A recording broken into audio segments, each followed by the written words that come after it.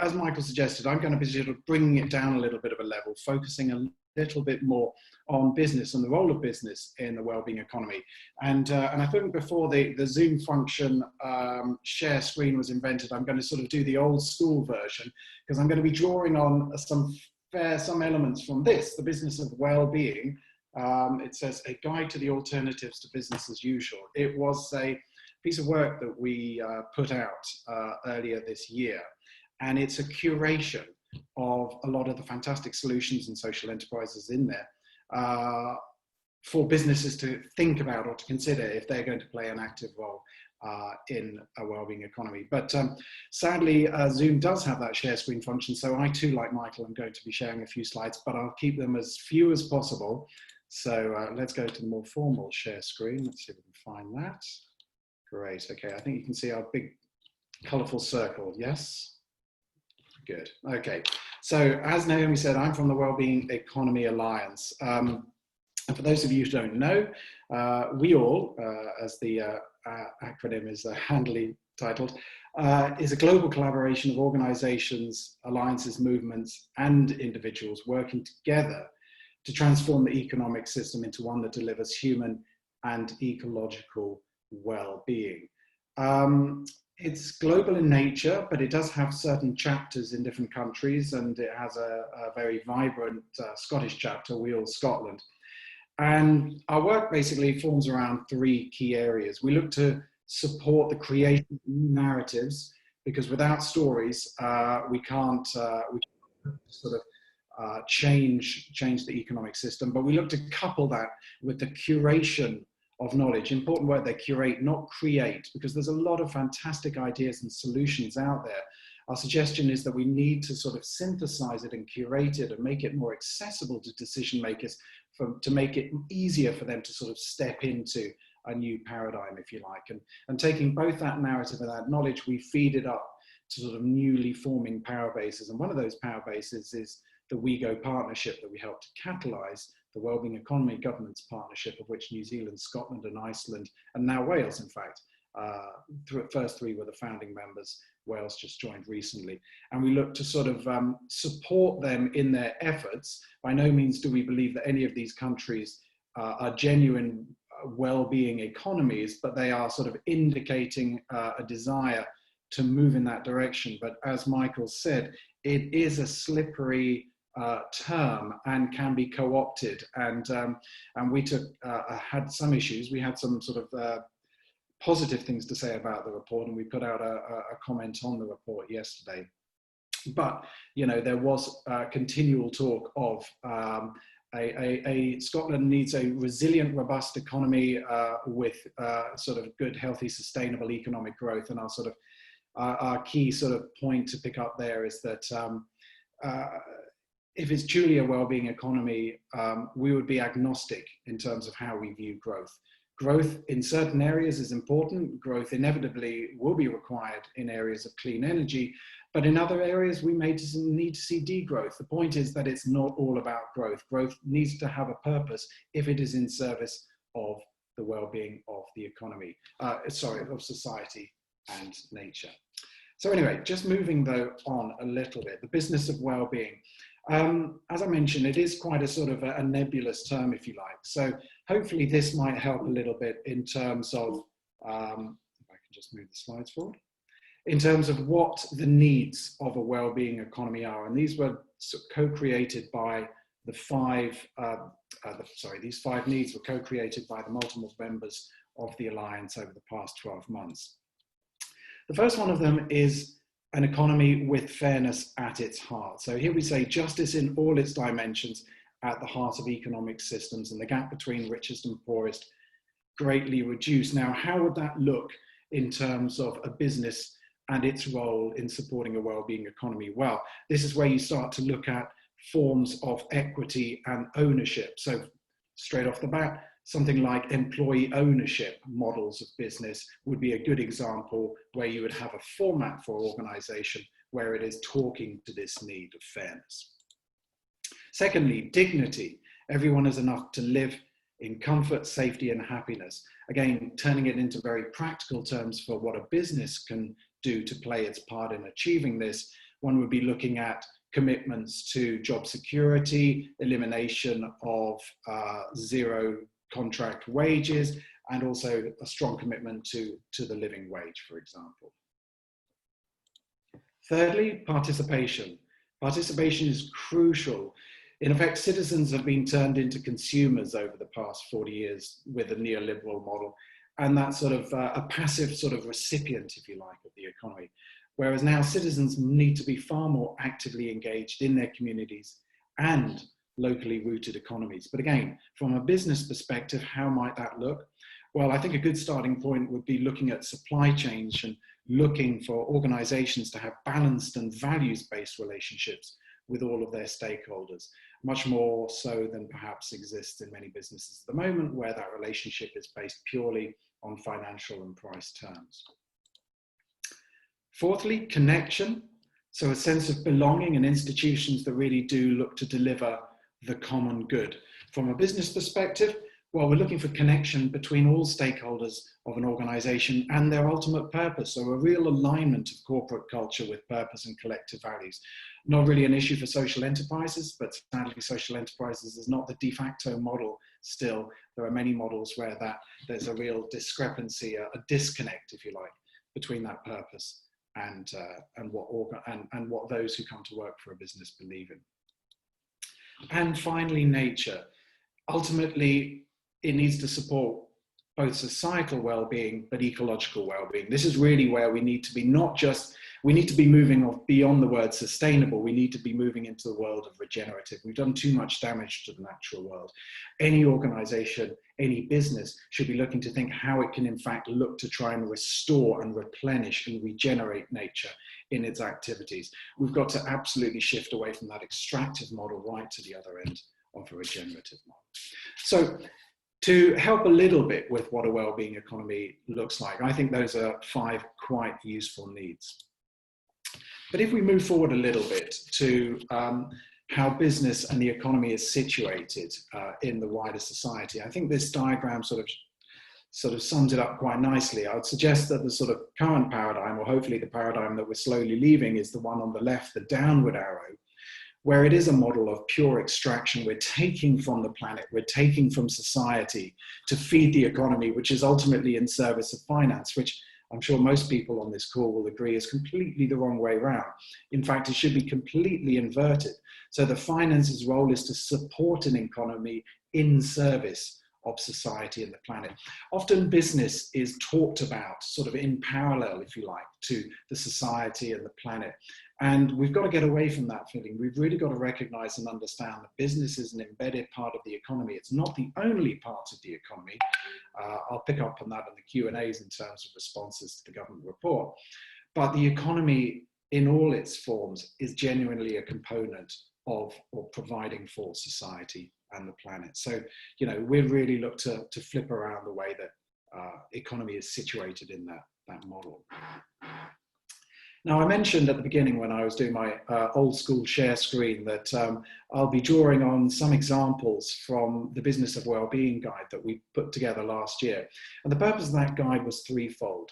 It was to educate, to inspire, and also to signpost. So in terms of educating, it was to bring to the awareness of business owners and business leaders the different dimensions that they might wish to consider if thinking about transitioning to a role where they are actively supporting the well-being economy, but also providing inspiring case studies of businesses which perhaps don't look unfamiliar to any small or medium-sized business. So we deliberately avoided the Patagonias or the Unilevers of this world and actually went with ones where someone could go, oh, actually, I recognize them. They look a little bit like me. And if they've done that, perhaps so can I. And then ultimately signpost them to all of the various solution providers that are out there. Solutions, and there are multiple solutions for each of these 7 dimensions to help them actually move forward and action some of the changes they want to see. What you're looking at the moment are the 7 dimensions we identified, and you can sort of roughly categorize them into sort of top level, where you look to sort of firstly redefine the success of your business, but then critically also really examine the business ownership and governance model. And I'm going to be pulling on a couple of the case studies in this presentation related to those two dimensions. But then also sort of bringing it down to the mesa level almost. Leadership, participatory approach to leadership is critical, and particularly critical at this moment in COVID, when it's an incredibly difficult situation for all and businesses are included in that. The more participation, the more sort of conversations and solutions, the more people you bring into the conversation about how to deal with the current crisis and how to build back better out of it, inevitably will lead to better solutions. And only through participatory leadership do we suggest that that can be achieved. The other dimensions quickly, looking at community and stakeholder relationships, and that's just not talking about supply chains, but it's also thinking about others in your industry, perhaps always viewed previously as competitors, but in fact, perhaps a degree of collaboration is required in order to overcome some of the industry sort of issues that you as an organization yourself can't tackle alone. Product and service innovation, well, I'll be highlighting another case study from that dimension, and that very much talks to the issue of needing to move towards circular economy principles. And that is a thumbs up I would give to the recent government economic recovery plan. It does reference circular economy quite heavily. And then just lastly, you know, we need to account for all of this. We need to understand the impact that we're having, and we need to think of it also in terms of return on investment. And that's not explicitly saying, tell me the business case for doing this, because I don't think that's necessarily a helpful starting point. But we do need to think about it in terms of numbers and in terms of understanding our impact, so that we know that we have achieved our redefined goal, if you like, that top dimension. And then just lastly, and this webinar perhaps is part of that process, it's very, very difficult to achieve this stuff alone, and you shouldn't try to or don't need to. There's an opportunity to learn together. Many people are actually on this journey. Many people have started it earlier than other organizations. So there's a lot to learn, and by doing that together, we can accelerate this transition, we feel.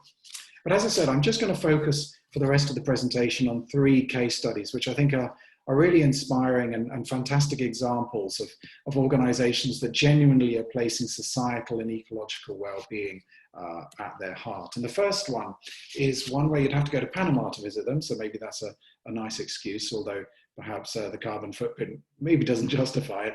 However, it's an organization called Futuro Forestal, and it really has redefined the forestry sector. So particularly in Scotland, one often is used to seeing monocrop pine trees as far as the eye can see in the forestry sector.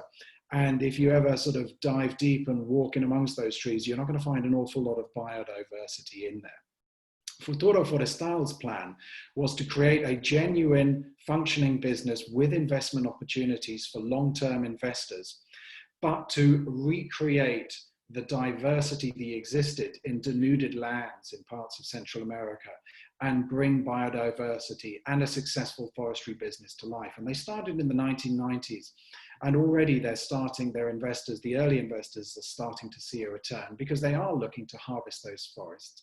But critically, they're not adopting a monoculture approach. They looked to plant and replant native trees and a mixture of them. And for them, and we spoke in creating the guide to the founder of the organization, for them they said a real definition of success was the first time that we saw jaguars re-emerge in this newly reforested land. So not only are they providing a business which does provide a financial return, they also are hugely sort of cooperative in the way they work with local communities, and they give local communities a business, and critically, a financial reason not to chop down the forests, but to maintain them. And critically also, they are looking to support the ecological well-being of the planet as well. So a fantastic example. And if you want to go to the guide, you can just go to our website, wellbeingeconomy.org /business, and you'll find a video, and they feature quite heavily in the video of the guide. So they're fantastic and a good example of really exciting success, not trying to just tweak, but genuinely act as a disruptor in an entire industry of forestry. The second one is a company called River Simple. And if you know River Simple, you'll probably know them best because they produced hydrogen-powered cars. They don't produce these cars for you to buy them. They produce them to offer as a service. So you, in effect, rent everything from the vehicle through to actually the hydrogen required to propel them forward.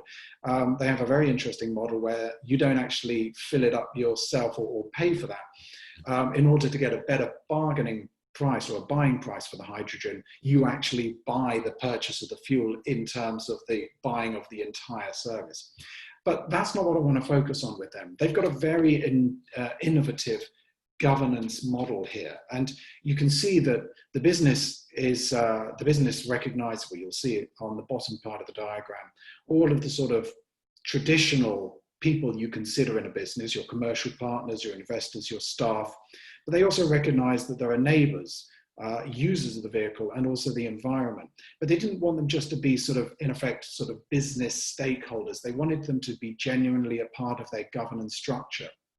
And because shareholder primacy is in UK business law, they actually wanted to establish each of those business partners as governance partners. So they each were set up as a shareholder in the company. And so that they wanted basically to be able to look in all directions so that they ensure that they are genuinely taking care of the societal well-being of all of these stakeholders, as well as the environment. And the environment was represented by various environmental NGOs there. So a very interesting ownership and governance model, and one with teeth as well. They have the teeth, the governance actors there to actually fire the executive, and at times they have exercised that ability. So quite a radical, but I think a very interesting, different way of setting up the governance and ownership of what is ultimately a private business. And then thirdly, I just wanted to bring to your attention a medium-sized organisation based down in Northampton in the UK, which is called Unusual Rigging. They've been around for 30 years or so. And if you've ever been to the theatre or a music concert and you've seen scenery flying around the stage, undoubtedly some parts of that material making that scenery fly around is by this company, this rigging company. But a few years ago, one of their directors attended an Ellen MacArthur course on circular economy, became a real convert. And it's really impressive how they've taken circular economy principles into their work. And they take it into their work in three key ways. Firstly, they aim to prolong the life of their products as far as possible. They don't want to just have a sort of extract, make, sell, dispose model.